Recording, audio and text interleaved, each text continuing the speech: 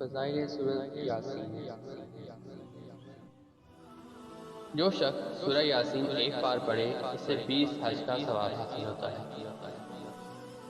جو شخص سورۃ یاسین سنے اس کا ثواب اس کی مثل ہے جس نے 1000 دینار اللہ پاک کی راہ میں خیرات کی۔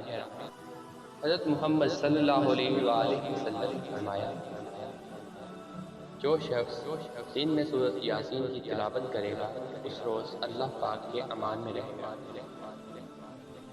جو شخص شب کو سونے سے پہلے سورۃ یاسین کی تلاوت کرے گا خدا تعالیٰ 1000 فرشتے اس پر مقرر کرے گا جو اس کے واسطے مرنے کی قبل تک استغفار کریں گے اور بعد مرنے کے اس کے جنازے کے ہمراہ استغفار کرتے ہوئے اس کی قبر تک جائیں گے،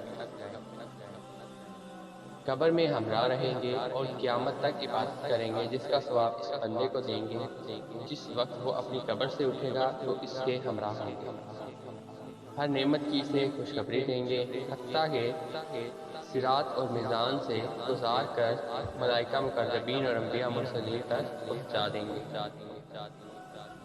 وہاں اللہ رب العزت اس بندے سے خطاب فرمائیں گے کہ اے میرے بندے، جو کچھ تو چاہے مجھ سے طلب کر، تیرے تمام مقصود تجھ کو عنایت کروں گا۔